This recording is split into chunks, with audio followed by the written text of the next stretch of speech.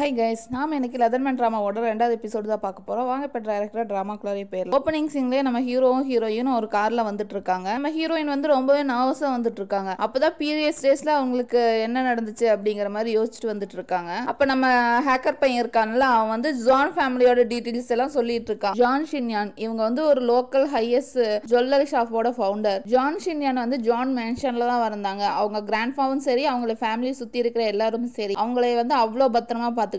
John ஃபேமிலியோட மூத்த பேத்தி அவங்க சொகுசான வாழ்க்கையை வாழ்ந்திருக்கலாம். ஆனா அவங்க 7 வயசு இருக்கும்போது ஜான் ஃபேமிலியில வந்து ஒரு இன்சிடென்ட் நடந்துச்சு. வெளிநாட்டுல இருக்கிற ஒரு பிரான்ச்சை வந்து விசிட் பண்ண போகும்போது அவங்க பேரண்ட்ஸ் வந்து ஒரு புயல்ல மாட்டி கார் வந்து ஆக்சிடென்ட் ஆயிருச்சு. அது வந்து ஒரு ஹிட் அண்ட் ரங்கா இருந்தது. அந்த இன்சிடென்ட்ல இருந்து அவங்க வெளியே வரதுக்காக அவங்க கிராண்ட்ஃபா இருந்துட்டு அவங்களை வெளிநாட்டுக்கு அனுப்பி வச்சாங்க. அங்க போனதுல இருந்து ஜான் ஷின்யான் தனியா தான் இருந்தாங்க. ஆனா அவங்களுக்கு வந்து மறுபடியும் இந்த குடும்பத்தோட வந்து சேரணும் அப்படிங்கறது ஒரு ஆசையா இருந்துச்சு. ஆனா அது திரும்ப வர்றது மட்டும் இல்லாம ஹெல்லடாரோட கண்ட்ரோல் அவங்க கையில இருக்கணும்னு ஆசைப்பட்டாங்க. அதனாலயே அவங்களோட பேரை மாத்திட்டு அவங்க யாரும் இல்லாம தனியாத்தான் வாழ்ந்திருந்தாங்க. 3 மாசத்துக்கு முன்னாடி எல்எஸ்டார் வந்து பேங்க் கரெக்ட் ஆகிற அளவுக்கு ஒரு மிகப்பெரிய கடனுக்குள்ளானாங்க.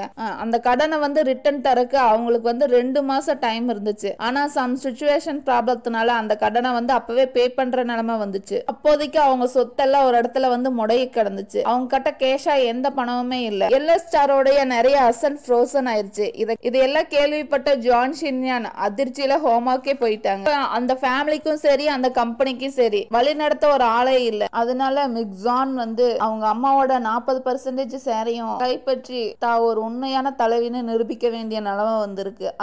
அதைத்தான் நீங்க பண்ணணும் அப்படிங்கிற மாதிரி நம்ம ஹேக்கர் பையன் சொல்லிட்டு இருக்கான். அதையெல்லாம் நினைச்சு பார்த்துட்டு இப்ப ரொம்பவே நர்வஸா இருக்கலாம். அப்ப தன்னோட பேக்ல இருந்து ஒரு பேப்பர் எடுத்து அதை பார்த்து கொஞ்சம் மனசாத்திட்டு இருக்கான். அப்பதான் அந்த பேப்பரை கையில வச்சு திங்க் பண்ணிட்டு இருக்கான். அவ ஒரு புக்கை வந்து ரீட் பண்ணிட்டு இருக்கும்போது கரெக்டா நம்ம ஹீரோ வந்து நிறைய டாக்குமெண்ட் எடுத்துக்கொண்டு வந்து அவகிட்ட தரான். இதெல்லாம் என்ன அப்படின்னு கேட்கும்போது இதெல்லாம் ஜான் ஷின்யாவோட பர்சனல் டீடைல்ஸ். இதுல வந்து ஜான் ஷின்யாவோட எல்லா டீடைலுமே இருக்கு. அவங்க ஃப்ரெண்ட்ஸ், அவங்களோட எனிமீஸ், அதுவும் இல்லாம அவங்க 7 வயசுக்கு அப்புறம் அப்ராட் போனதுக்கு அப்புறம் எந்தெந்த ஸ்கூல்ல படிச்சாங்க, யார் ஃப்ரெண்ட்ஸா வச்சுக்கிட்டாங்க அப்படின்னு எல்லா டீடைலுமே அதுல இருக்கு. இது எல்லாத்தையுமே நீ ஞாபகம் வச்சுக்கணும். அதுலயும் முக்கியமா அவங்களோட ஹாபிஸ், அவங்களோட ஃபுட்டு, அவங்களுக்கு பிடிச்ச மியூசிக், அப்புறம் அவங்களோட லாங்குவேஜ் எல்லாத்தையுமே நீ ஒண்ணு விடாம கத்துக்கணும் அப்படிங்கிற மாதிரி நம்ம ஹீரோ ஆர்டர் போட்டுட்டு இருக்காங்க. ஒன்னு ஹீரோயின் இருந்துட்டு இது வந்து இம்பாசிபிள், இவ்வளவு ஒரு ஷார்ட் பீரியட்ல என்னால எப்படி எல்லாத்தையுமே வந்து கேதர் பண்ண முடியும் அப்படிங்கிற மாதிரி புலம்பிட்டு இருக்காங்க. என்னால இவ்வளவு சீக்கிரம் அவளை மாதிரி மாற முடியாது அப்படிங்கிற மாதிரி சொல்லிட்டு இருக்காங்க. உடனே ஹீரோ இருந்துட்டு நீ மாறிதான் ஆகணும், வேற ஆப்ஷன் இல்ல அப்படிங்கிற மாதிரி ஒரு ரூடா சொல்றானா. அதை கேட்டோடனே நம்ம ஹீரோயின் வந்து சைலண்ட் ஆயிடுறாங்க. ஹீரோ வந்து ஹீரோயின் பக்கத்துல வந்து உட்கார்ந்துட்டு சொல்லிட்டு இருக்காங்க. எல்லா ஸ்டாரும் ஜான் ஃபேமிலி மாதிரி லாபமும் நஷ்டமும் கலந்து இருக்கிற இடத்துல எல்லாத்தோட கண்ணும் உண்மையிலதான் இருக்கும். அதுல நீ ஒரு சின்ன தப்பு பண்ணாலையும் ஈஸியா பாயிண்ட் அவுட் பண்ணிடுவாங்க. அப்படி கண்டுபிடிச்சிட்டாங்க அப்படின்னா நீயும் சரி நானும் சரி உயிரோட இருக்க முடியாது, செத்து போயிருவோம், புரிஞ்சுதா அப்படிங்கிற மாதிரி சொல்லிட்டு இருக்காங்க. ஹீரோயினும் இருந்துட்டு ஓகே எனக்கு புரிஞ்சுது அப்படிங்கிற மாதிரி சொல்லிட்டு இருக்காங்க. நர்வஸா இருக்கிறத புரிஞ்சுட்ட ஹீரோ அங்கிருந்து எந்திரிச்சு போகும்போது நம்ம ஹீரோயின் கேக்குறாங்க, ஒரு நிமிஷம் இருங்க அம்மா, இதனால உங்களுக்கு என்ன ப்ராஃபிட் அப்படிங்கிற மாதிரி கேட்டோம். நீ என்ன செய்யணுமோ அதை மட்டும் செய், உனக்கு தெரியாத விஷயத்துல வந்து தலையிடாத அப்படிங்கிற மாதிரி சொல்லிட்டு கிளம்பிடுறாங்க. அதையெல்லாம் நினைச்சு பார்த்துட்டு நம்ம ஹீரோயின் திங்க் பண்ணிட்டு இருக்காங்க. நான் இந்த இடத்துல இருந்து சீக்கிரமா தப்பிக்கணும், நான் அப்படி தப்பிக்கல அப்படின்னா ரொம்ப பெரிய ப்ராப்ளத்தை ஃபேஸ் பண்ண வேண்டியதா இருக்கும் அப்படிங்கிற மாதிரி மனசுக்குள்ளே யோசிச்சு திங்க் பண்ணிட்டு இருக்காங்க. அப்பதான் சடனா வந்து ஹீரோ வந்து தன்னோட கையில இருக்கிற பேப்பர் பாத்துறாப்லையா, அதை பார்த்தோன்னே வந்து விடுக்குன்னு புடுங்கிடுறாப்ல. ஹீரோயின் வந்து இல்ல அது வந்து அப்படின்னு சொல்ல வரக்குள்ளேயே அவரு அதெல்லாம் கேட்காம லைட்டர் எடுத்து அந்த பேப்பரை வந்து ஃபயர் பண்ணிட்டு இருக்காங்க. அதையெல்லாம் பார்த்தோன்னே ஹீரோயின் இருந்துட்டு தயங்கிட்டே சொல்ல வர்றாங்க, உனக்கு கடைசி வார்னிங் தர, இந்த மாதிரி ஒரு சின்ன பொருள் உங்ககிட்ட இருந்துச்சு அப்படின்னாவே எல்லாரும் ஈஸியா பாயிண்ட் அவுட் பண்ணிடுவாங்க நீங்க ஜான் ஷின்யான் இல்ல அப்படிங்கறத. அதனால ஞாபகம் வச்சுக்கோ, நீ செய்யற ஒவ்வொரு செயலியும் வந்து அது ரொம்ப இம்பார்ட்டன்டான விஷயம் அப்படிங்கிற மாதிரி சொல்லி ஒரு வார்னிங்கும் தர்றாங்க. அப்படியே அந்த பேப்பரை அப்படியே நசுக்குறாங்க. தெரியாம ஏதாச்சும் தப்பா செஞ்சீங்கன்னா அப்படியே கோழி நசுக்கிற மாதிரி நசுக்கி போட்டுருவ அப்படிங்கறத சொல்லாம நம்மளால சொல்லிட்டு இருக்காங்க. அப்படியே நம்ம பிள்ளைக்கு அப்படியே மரண பயத்தையே காமிச்சிட்டு போயிட்டாங்க ஒரு செகண்ட்ல. நம்ம பொண்ணு அப்படியே ரொம்பவே நர்வஸ் ஆகி நின்னுட்டு, ஹேக்கர் பையன் வந்து செல்ல வந்து நியூஸ் ஓடிட்டு இருக்கத பாக்குறான். அந்த நியூஸ்ல வந்து சொல்லிட்டு இருக்காங்க, ஒரு பொண்ணு வந்து லக்ஸரி ஜுவல்லரியான எல்எஸ்டார் வந்து இப்போ ஒரு பொருளாதார பிரச்சனையை சந்திக்குது, அதை வந்து சரி பண்றதுக்காக வந்து இப்போதைக்கு ஒரு புதிய மாற்றத்தை கொண்டு வரதாக அறிவிச்சிருக்காங்க. போர்ட் மெம்பர்ஸ் எல்லாமே ஜான் ஷின்யானோட 2வது பொண்ணான 3வது பையனை வந்து அதாவது ஜான் ஷெக்காயா வந்து 3வது பிரசிடென்ட்டா அனௌன்ஸ் பண்ணலாம்னு இருக்காங்க அப்படிங்கிற மாதிரி சொல்லிட்டு இருக்கும்போது நம்ம அசிஸ்டன்ட் அசிஸ்டன்ட் சொல்றா பாஸ் இதை நீங்க கேட்டீங்களா அப்படிங்கிற மாதிரி சொன்னே நம்ம ஹீரோ ஒரு ஸ்மைல் போட்டுட்டு எல்எச் ஸ்டாருக்கு வண்டி விடு அப்படிங்கிற மாதிரி சொல்லிட்டு இருக்காங்க. அப்பதான் நம்மளுக்கு எல்எச் ஸ்டார்ல என்ன நடந்துட்டு இருக்குதுன்னு காமிச்சிட்டு இருக்காங்க. நம்ம ஜான் சக்காய் வந்து நம்ம சக்காய்னே கூப்பிட்டுக்கலாம். ஜான் சக்காய்னா ஒரு மாதிரி இருக்கு. நம்ம சக்காய வந்து எல்லா போர்டு மெம்பர்ஸையும் வந்து உட்கார வச்சு ஒரு மீட்டிங் போட்டுட்டு இருக்காங்க. அதுல போர்டு மெம்பர்ஸ் எல்லாம் கான்வர்சேஷன் பண்ணிட்டு இருக்காங்க. இது என்ன திடீர் மாற்றமா இருக்குது, நம்ம எப்படி இதுக்கு ஒத்துக்கிறது அப்படிங்கிற மாதிரி கொஞ்சம் சில பேர் வந்து கான்வர்சேஷன் பண்ணிட்டு இருக்காங்க. சக்காய் வந்து கேட்டுட்டு தான் இருக்காங்க. என்ன நீங்க இன்னும் யாரும் சைன் பண்ணலையா, என்ன நான் பிரசிடென்ட் ஆகிறதுக்கு உங்களுக்கு விருப்பம் இல்ல போலவே அப்படிங்கிற மாதிரி சொன்னோன்னே அதுல இருக்கிற ஒரு போர்டு மெம்பர் சொல்றாங்க, ஒரு புது பிரசிடென்ட்டை வந்து இப்ப கொண்டு வரது அப்படிங்கறது வந்து ரொம்பவே முக்கியம். ஆனா நாங்க சேர்மன் மீட் பண்ணதுக்கு அப்புறம் தான் அந்த டிசிஷன் எடுக்க முடியும் அப்படிங்கிற மாதிரி சொல்லிட்டு இருக்காங்க. அதை கேட்ட சக்காய் ரொம்பவே கோவப்பட்டு, என்னோட தாத்தாவோட ஹெல்த் கண்டிஷன் இப்ப ரொம்பவே சரியில்லை, அவங்களுக்கு நீங்க சந்தோஷத்தை தரலைனாலே பரவாயில்ல, ட்ரபிள்ல கொண்டு போய் விடாதீங்க. நல்லா கேட்டுக்குங்க, ஜான் ஃபேமிலியில என்னை விட பொருத்தமான பிரசிடென்ட் யாரா இருக்க முடியும் அப்படிங்கிற மாதிரி கேட்டோன்னே அதுல இருக்கிற ஒரு போர்டு மெம்பர் சொல்றாங்க, மிஸ் மெய்ஷான் குடும்பம் இன்னும் இருக்குல்ல அப்படிங்கிற மாதிரி கேட்டோன்னே என்ன சொன்னீங்க மறுபடியும் சொல்லுங்க பார்க்கலாம் அப்படிங்கிற மாதிரி கோவப்பட்டுக்கிட்டு, நானும் எங்க அம்மாவும் மட்டும்தான் இந்த ஜான் ஃபேமிலியோட கம்பெனியை வந்து நிலைநிறுத்திட்டு இருக்கோம், அவங்களுக்கு மூத்த பொண்ணு அப்படிங்கறது யாருமே இல்ல, அது வச்சுக்கோங்க. இந்த பேப்பர்ல யார் சைன் பண்றீங்களோ அவங்க மட்டும்தான் இந்த எல்எஸ் ஸ்டார்ல இருக்க முடியும். சைன் பண்ணாதவங்க அடுத்த நொடியே இந்த ஸ்டாரை விட்டு கிளம்பிடலாம் பர்மனண்டா அப்படிங்கிற மாதிரி ஒரு ஆர்டர் போட்டுட்டு உட்கார்றாங்க. உடனே போர்டு மெம்பர்ஸ் எல்லாம் சொல்லிட்டு இருக்காங்க, நம்ம இது என்ன இவர் இப்படி பேசிட்டு இருக்காரு, இவரை நம்ம பிரசிடென்ட் ஆகுனா நம்ம நிலைமை என்ன ஆகும் அப்படிங்கிற மாதிரி கான்வர்சேஷன் நடத்திட்டு இருக்குது. அதுல சிலரெல்லாம் வேற வழி இல்ல அப்படிங்கிற மாதிரி சொல்லிட்டு இருக்காங்களா, சிலரெல்லாம் சைன் பண்ணவே போயிடுறாங்க. அப்பதான் ஒரு வாய்ஸ் வருது, யாரும் அதுல வந்து சைன் பண்ணாதீங்க அப்படிங்கிற மாதிரி வாய்ஸ் வருது. யார்தான் பிரசிடென்ட்டுக்கான அப்பாயின்மெண்ட் லெட்டரை இப்போதைக்கு சைன் பண்ண கூடாது அப்படிங்கிற மாதிரி சொல்லிட்டு இருக்கான். அதை கேட்டோன்னே ஜக்காய் வந்துகிட்டு, டேய் யார்டா நீ எங்க வந்து பேசிட்டு இருக்கன்னு தெரியுதா இல்லையா அப்படிங்கிற மாதிரி பேசிட்டு இருக்கும்போது, ஆமா முதல்ல நீ யாரு, நீ எங்க வந்து நின்னு பேசிட்டு இருக்கன்னு தெரியுதா இல்லையா அப்படிங்கிற மாதிரி கேட்டுட்டு இருக்கான். அதுக்கு நம்ம அசிஸ்டன்ட் எடுத்துட்டு சொல்றாங்க, மிஸ்டர் சக்காய் நீங்க வந்து எல்எச் குரூப்போட 3வது தலைமுறை கூட இல்ல, அது இல்லாம நம்ம ஷேர் ஹோல்டர் ரெக்கார்டை வந்து செக் பண்ணி பார்த்தாலையும் இங்க வந்து நம்ம கம்பெனியோட ஹையஸ்ட் ஷேர் ஹோல்டர் இல்லையே, சேர்மன் இப்படி நிலைமையில இருக்கிற நிலைமையில நீங்க எல்லாத்தையும் வற்புறுத்தி சிக்னேச்சர் வாங்குறது அப்படிங்கிறது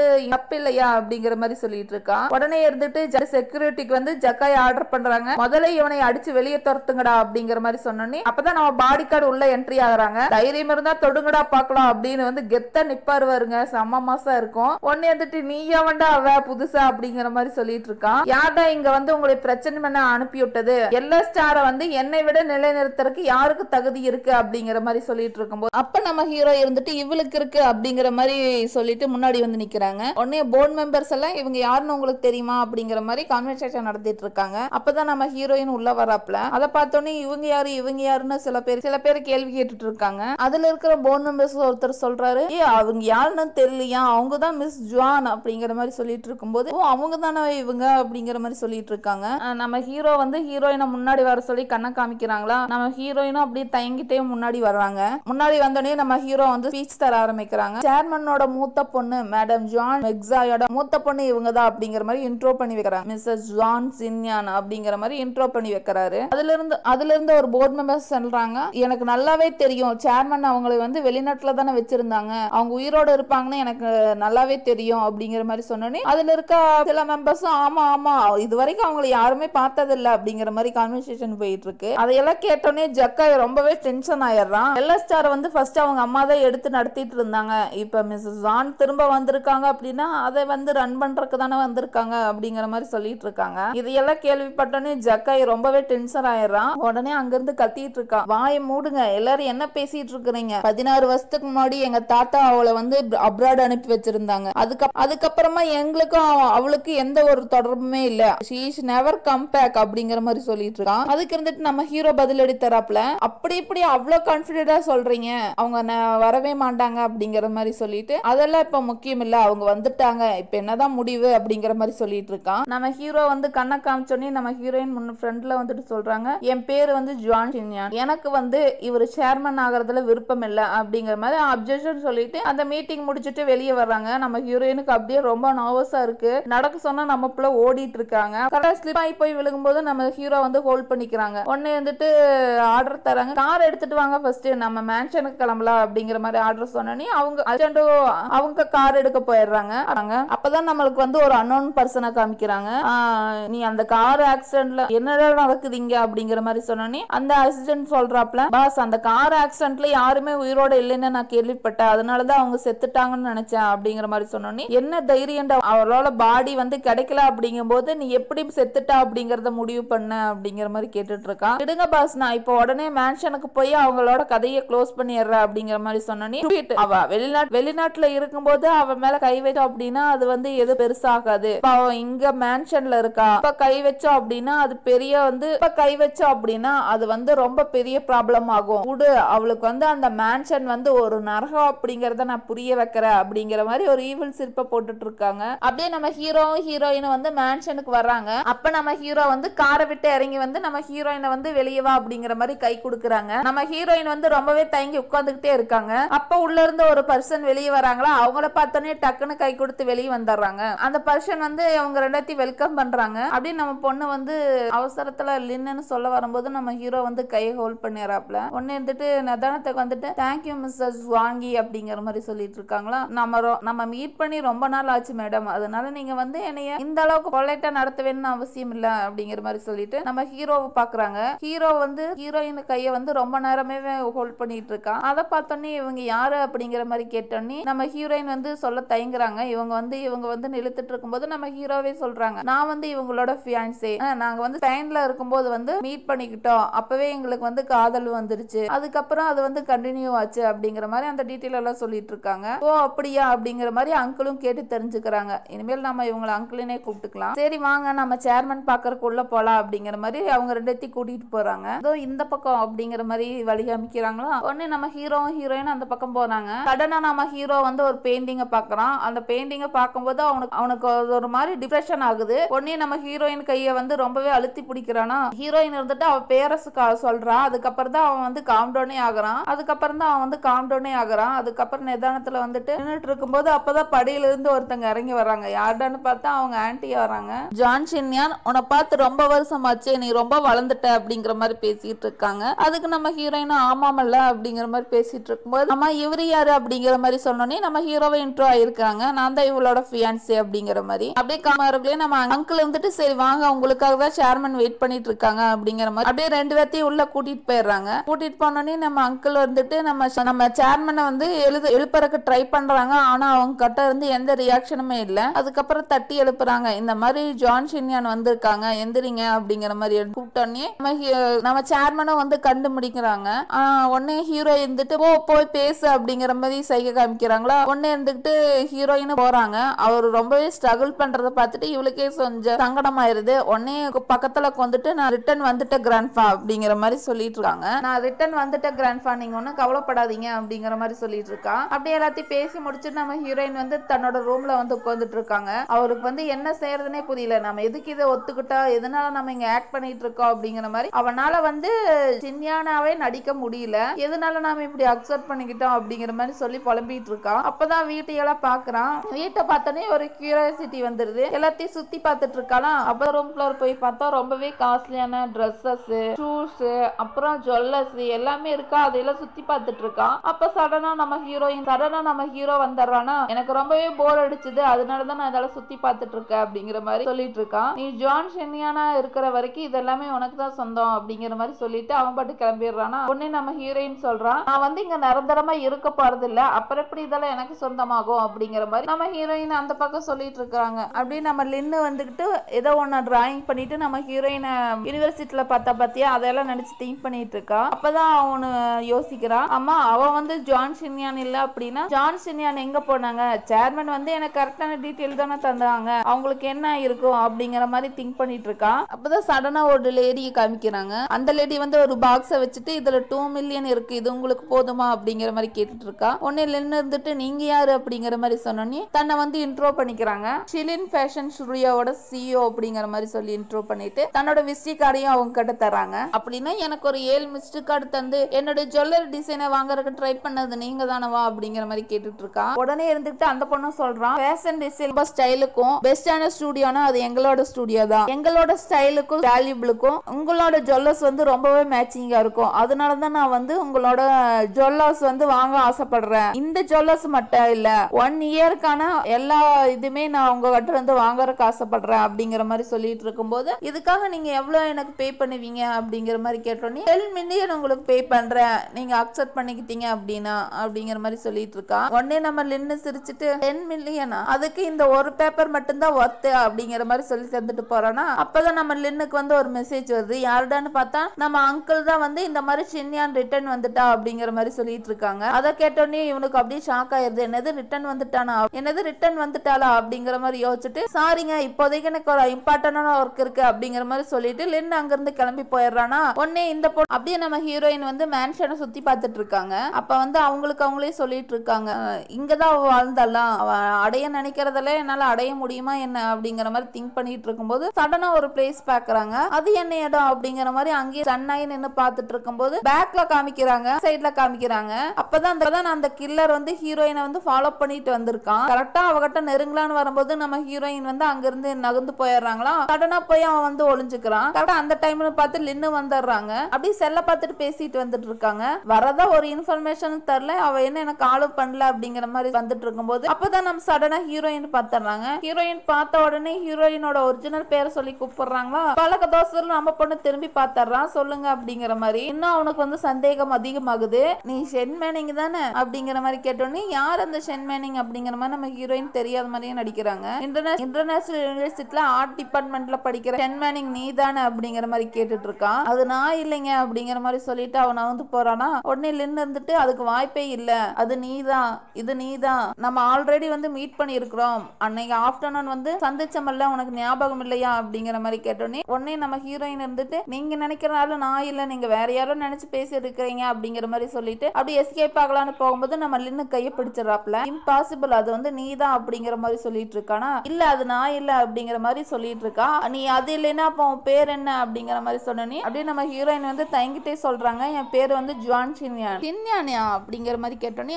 ஆமா இந்த மாதிரி அங்கிள் வந்து கால் பண்ணாங்க, தாத்தாவுக்கு ரொம்பவே உடம்பு சரியில்லை, சீரியஸா இருக்குது அப்படிங்கிற மாதிரி, அதனாலதான் நேத்து நைட்டு நான் கிளம்பி வந்தேன், ஏன் அங்கிள் உங்ககிட்ட சொல்லியா அப்படிங்கிற மாதிரி கேட்டுட்டு அப்படியே அவன் சொன்னதெல்லாம் ஞாபகப்படுத்தி பாக்குறான். உங்களுக்கு ஞாபகம் இல்லையா லின் அப்படிங்கிற மாதிரி சொன்னோன்னே நம்ம லின் வந்து கையை விட்டுறானா. என்ன நம்ம சின்ன வயசுல இருக்கும்போது நிறைய கேம் எல்லாம் விளையாண்டு இருக்கிறோம், அதுக்குள்ளே என்னை மறந்துட்டீங்களா என்ன, நான் வெளிநாட்டுக்கு போய் கொஞ்ச நாள் தான் ஆகுது, அதுக்குள்ளே என்னை மறந்துட்டீங்களா என்ன அப்படிங்கிற மாதிரி சமாளிக்கிறான். அதை பார்த்தோன்னே நம்ம லின்னுக்குறோம் உடனே ஷாக்கா இருக்கு. சரி எனக்கு ஒர்க் இருக்கு நான் கிளம்புறேன் அப்படிங்கிற மாதிரி போகும்போது கரெக்டா போன் வந்து கீழே விழுந்துருதான். அவளுக்கு என்ன பண்றதுன்னு தெரியல. அப்படி எடுத்துட்டு நவரலாம் அப்படிங்கிற மாதிரி போகும்போது நம்ம லின்னு இருந்துட்டு, நான் நிறைய தடவை ஷின்யானுக்கு வந்து கால் பண்ணிருக்கேன், அவங்க வந்து நிறைய தடவை எனக்கு கிட்ட பேசி இருக்காங்க, அவங்க நம்பர் என்கிட்ட இருக்கு, நான் உடனே ட்ரை பண்ணி பாக்குறேன், அப்ப தெரிஞ்சிடும் நீ யாருங்க அப்படிங்கிற மாதிரி கரெக்டா கால் பண்றான். நம்ம ஹீரோயினுக்கு என்ன பண்றதுன்னே தெரியல. கரெக்டா அவ கிட்ட வரும்போது நம்ம ஹீரோ வந்துடுறான். அவ இப்படியே அங்க பிளாக் அவுட் பண்ணி அப்படி லின்ன வந்து உட்காந்துட்டு யோசிச்சுட்டு இருக்கா. அப்பதான் என்ன நடந்துச்சு அப்படிங்கிற மாதிரி நமக்கு காமிக்கிறாங்க. அவ வந்து இப்ப அந்த நம்பர் யூஸ் பண்றது இல்ல அப்படிங்கிற மாதிரி சொல்லிட்டு நம்ம ஹீரோயின் பக்கத்துல வந்து நிக்கிறானா. உடனே இருந்துட்டு லின்னு கேக்குறான், ஆமா இவங்க யாரு அப்படிங்கிற மாதிரி கேட்டோன்னே உடனே ஹீரோவை இன்ட்ரோ ஆயிக்கிறான், நான் தான் அவங்களோட ஃபியான்சே அப்படிங்கிற மாதிரி இன்ட்ரோ ஆயிக்கிறான். அதையெல்லாம் நினைச்சு பார்த்துட்டு ஷின்யானுக்கு ஃபியான்சியா அப்படிங்கிற மாதிரி திங்க் பண்ணிட்டு இருக்கான். அப்படியே நம்ம ஹீரோ வந்து ஹீரோயினை ஒரு ரூம் குள்ள கூட்டிட்டு போறான். அப்படியே கதவை சாத்திட்டு நம்ம ஹீரோயினை வந்து மிரட்டிட்டு இருக்கான். எத்தனை தடவை உனக்கு சொல்றது, ஜான் மென்ஷனுக்கு வந்தோடனே உன்னுடைய பழைய மெமரிஸ் எல்லாம் மறந்துடணும்னு சொன்னனே ஞாபகம் இல்லையா, நீ மட்டும் ஜான் ஷின்யானாவும் மாறல அப்படின்னா உன்னை சுத்தி இருக்கிறவங்க வந்து உன்னை வந்து ஈஸியா கண்டுபிடிச்சிருவாங்க, உனக்கு என்ன சாகணும்னு ஆசையா என்ன, இல்ல நீ மரண பயத்தை காமிச்சா அப்படின்னா தான் நீ அடங்கி இருப்பியா என்ன அப்படிங்கிற மாதிரி கேட்டோன்னு, இல்ல திடீர்னு அவன் சடனா என் பேரை சொல்லி கூப்பிட்டோன்னே என்ன பண்றதுன்னு தெரியல, சடனா அதுக்குதான் ரியாக்ட் பண்ண அப்படிங்கிற மாதிரி சொல்லிட்டு இருக்கான். உன்னை ஹீரோ ரொம்ப கோவமாயி அவளோட கழுத்தை நெரிச்சிட்டு சொல்லிட்டு இருக்கான், இங்க இருக்கும்போது ஒரு சின்ன மிஸ்டேக் கூட பண்ணக்கூடாது, உன்னோட கேர்லெஸ்னால இங்க எத்தனை பேர் துயிர் போயிருக்கணும் உனக்கு தெரியுமா, நீ இங்க இருக்கிற வரைக்கும் சின்யானா மட்டும்தான் இருக்கணும் அப்படிங்கிற மாதிரி ஒரு வார்னிங் தராப்ல. என்ன புரிஞ்சுதா அப்படிங்கிற மாதிரி கேட்டோன்னே அவளும் புரிஞ்சுது அப்படிங்கிற மாதிரி சொல்றாளா. அதுக்கப்புறம் தான் நம்ம ஹீரோ அவளை விட்டுட்டு கிளம்புறான். கரெக்டா அவன் கிளம்ப போது நம்ம ஹீரோயின் கேக்குறாங்க, யான் ஷின்சான் உண்மையா சொல்லுங்க, நீங்க உண்மையாலுமே அவங்களோட ஃபியான்சியா, நீ என்ன சொன்ன அப்படிங்கிற மாதிரி அவன் ஹீரோ கேட்டோன்னே அதுக்கு உடனே ஹீரோயின் சொல்றாங்க, நீங்களும் மத்தவங்கள மாதிரி தானே, ஏன்னா வந்து இங்க யான் ஷின்சான் மாதிரி நடிக்கிறது வந்து அதுவும் இல்லாம அவங்களோட கண்ணையும் எனக்கு கொடுத்து தந்திருக்கீங்க, இங்க வந்து என்ன நடிக்க சொன்னது வந்து அவங்களோட நல்லதுக்காக இல்ல, அவங்கள வந்து நீங்க லவ் பண்ணி கல்யாணம் பண்ண அப்படின்னா இந்த ஹோல் சொத்துமே உங்களுக்கு கிடைக்கும், அதனாலதானே நீங்க எல்லாம் இப்படி பண்ணிட்டு இருக்கீங்க அப்படிங்கிற மாதிரி கேட்டோன்னே நம்ம ஹீரோக்கு ரொம்பவே கோவம் வந்துருது. போனவன் மறுபடியும் அப்படியே ரிட்டன் வந்து கழுத்து பிடிச்சு நெரிச்சிட்டு இருக்கான். உடனே விடுங்க விடுங்க என்ன பண்றீங்க அப்படின்னு மாதிரி கத்திட்டு இருக்கும்போது அப்படியே ரொம்ப க்ளோஸா அவனை அப்படியே கிஸ் பண்ற மாதிரி பக்கத்துல வரானா. இங்க இந்த எபிசோட் முடிஞ்சது. எப்படி இருக்கு என்னோட நரேஷன்? பிடிச்சிருக்குதா உங்களுக்கு? பிடிச்சிருந்து அப்படின்னா மறக்காம நம்ம சேனலை லைக் பண்ணுங்க, ஷேர் பண்ணுங்க. ஃபர்ஸ்ட் டைம் நம்ம சேனலுக்கு வரீங்க அப்படின்னா மறக்காம சப்ஸ்கிரைப் பண்ணிருங்க. ஓகேவா? அடுத்தடுத்து நம்ம போடுற வீடியோக்கள் வந்து அப்பதான் உங்களுக்கு நோட்டிபிகேஷனா வரும். Bye friends.